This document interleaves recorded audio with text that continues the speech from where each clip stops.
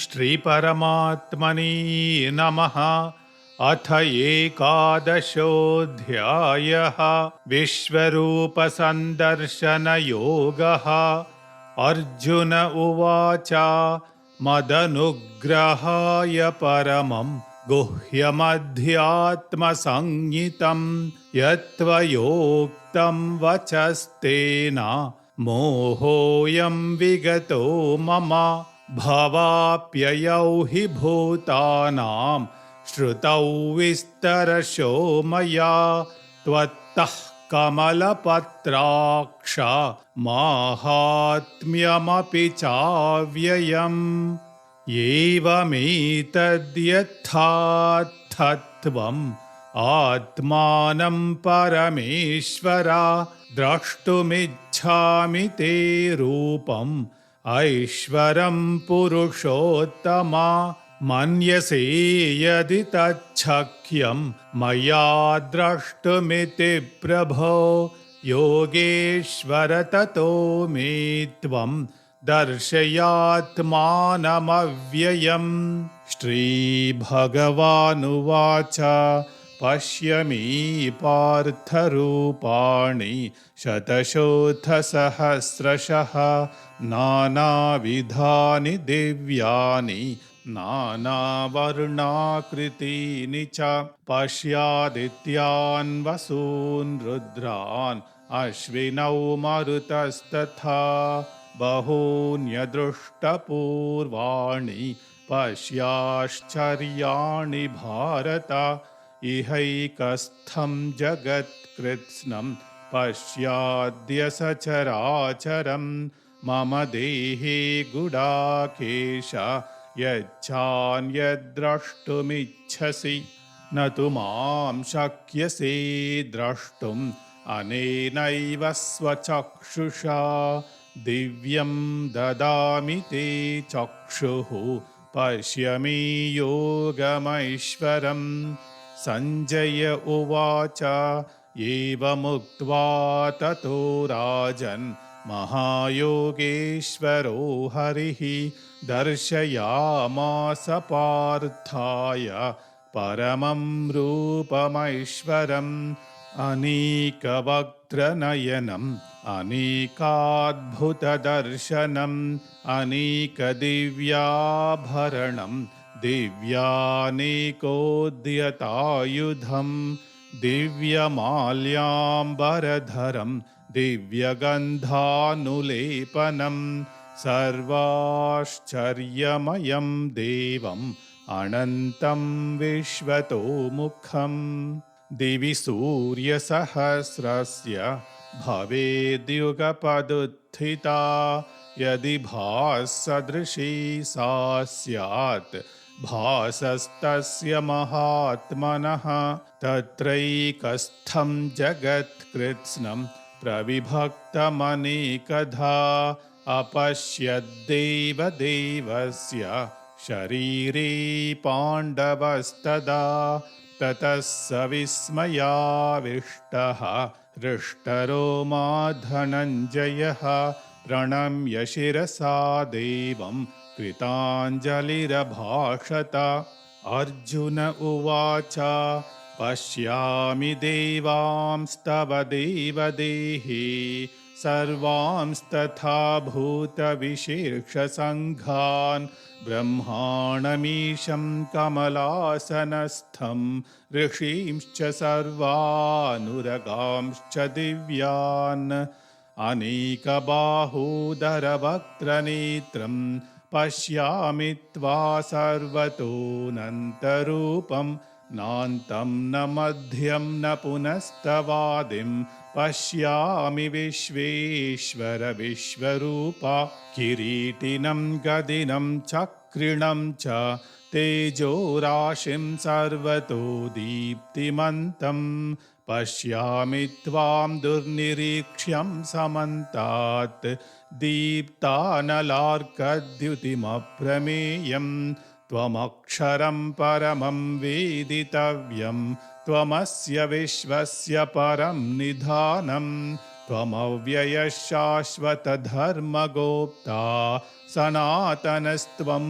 पुरुषो मतो मे अनादिमध्यान्तमनन्तवीर्यम् अनन्तबाहुं शशिसूर्यनेत्रं पश्यामि त्वां दीप्तहुताशवक्त्रं स्वतेजसा विश्वमिदं तपन्तम्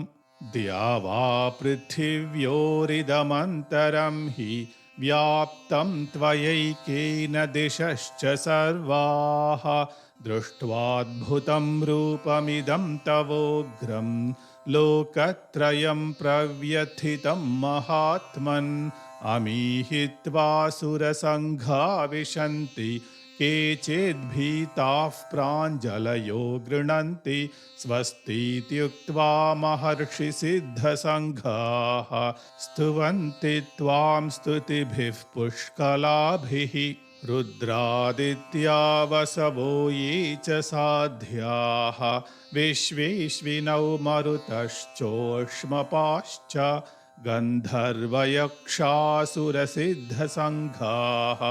वीक्षन्ते त्वां विस्मिताश्चैव सर्वे रूपं महत्ते बहुवक्त्रनेत्रं महाबाहो बहुबाहुरुपादं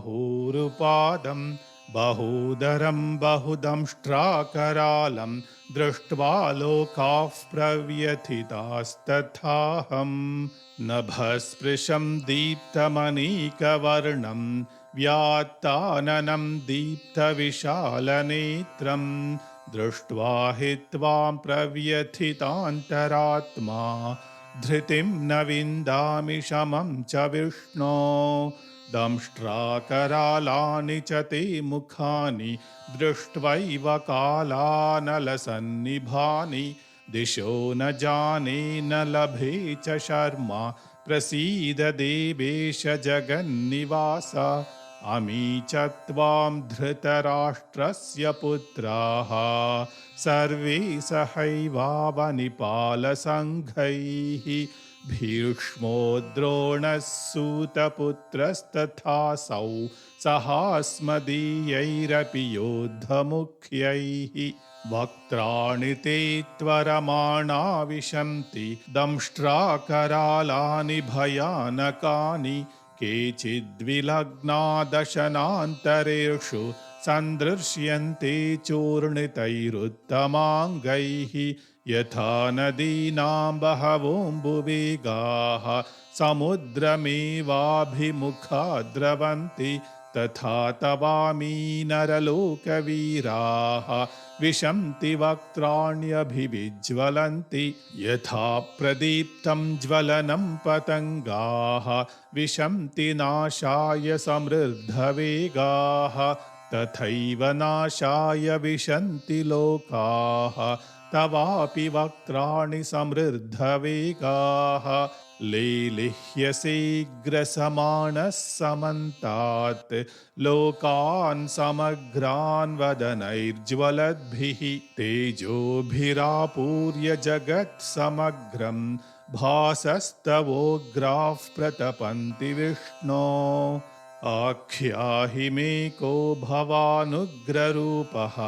नमोऽस्तु ते देववर प्रसीद विज्ञातुमिच्छामि भवन्तमाद्यं न हि प्रजानामि तव प्रवृत्तिम् श्रीभगवानुवाच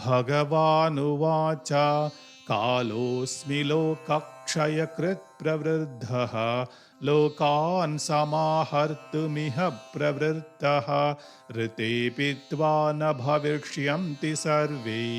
येव स्थिताः प्रत्यनीकेषु योधाः तस्मात् त्वमुत्तिष्ठ यशो लभस्व जित्वा शत्रून् भुङ्क्ष्व राज्यं समृद्धम् मयैवैते निहताः पूर्वमेव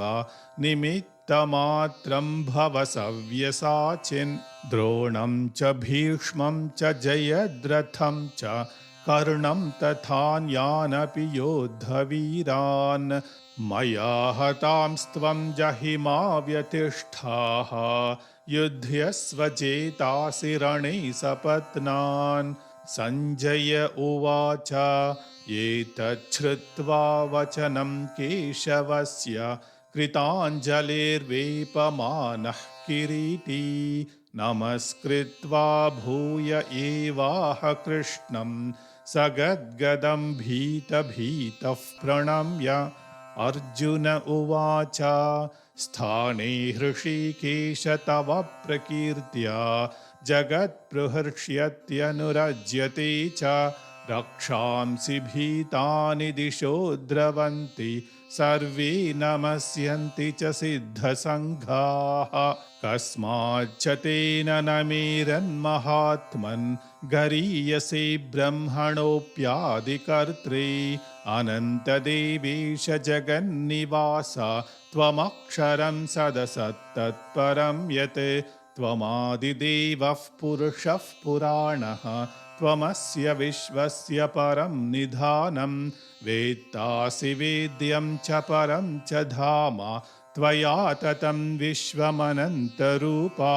वायुर्यमोऽग्निर्वरुणः शशाङ्कः प्रजापतिस्त्वं प्रपितामहश्च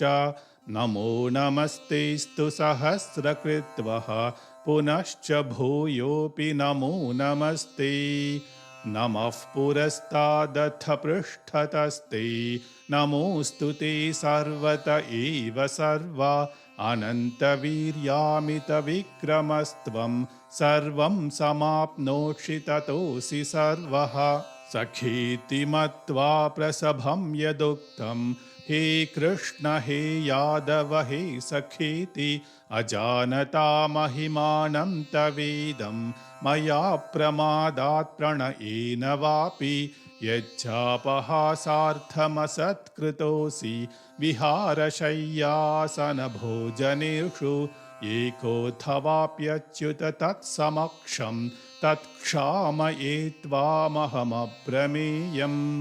पितासि लोकस्य चराचरस्य त्वमस्य पूज्यश्च गुरुर्गरीयान् न त्वत्समोऽस्त्यभ्यधिकः कुतोऽन्यः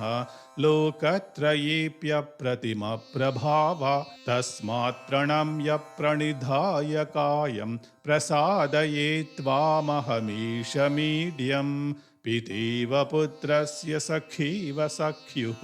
प्रियः प्रियायार्हसि देव सोढुम् अदृष्टपूर्वं हृषितोऽस्मि दृष्ट्वा भयेन च प्रव्यथितं मनो मे तदेव मे दर्शय देवरूपं प्रसीद देवेश जगन्निवास किरीटिनं गदिनं चक्रहस्तम् इच्छामि त्वां द्रष्टुमहं तथैव तेनैव रूपेण चतुर्भुजेन सहस्रबाहो भव विश्वमूर्ते श्रीभगवानुवाच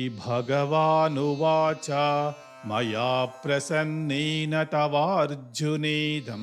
रूपं परं दर्शितमात्मयोगात् तेजोमयं विश्वमनन्तमाद्यं यन्मे त्वदन्येन न दृष्टपूर्वं न वेदयज्ञाध्ययनैर्न दानैः न च क्रियाभिर्न तपोभिरुग्रैः एवं रूपः शक्य अहं निर्लोके द्रष्टुं त्वदन्येन कुरु प्रवीर मा ते व्यथा मा च विमूढभावः दृष्ट्वा रूपं घोरमीदृङ्ममेदं व्यपेतभिः प्रीतमनाः पुनस्त्वं तदेव मे रूपमिदं प्रपश्य सञ्जय उवाच इत्यर्जुनं वासुदेवस्तथोक्त्वा स्वकं रूपं दर्शयामास भूयः आश्वासयामास च भीतमेनं भूत्वा पुनः सौम्य वपुर्महात्मा अर्जुन उवाच दृष्ट्वेदं मानुषं रूपं तव सौम्यं जनार्दन इदानीमस्मि संवृत्तः सचेताः प्रकृतिं गतः श्रीभगवानुवाच सुदुर्दर्शमिदं रूपं दृष्टवानसि यन्मम देवा अप्यस्य रूपस्य नित्यं दर्शनकाङ्क्षिणः नाहं वेदैर्न तपसा न दानेन न चेज्यया शक्य एवं विधो द्रष्टुं दृष्टवानसि मां यथा भक्त्या त्वनन्यया शक्यः अहमेवं विधोऽर्जुन ज्ञातुं द्रष्टुं च तत्त्वेन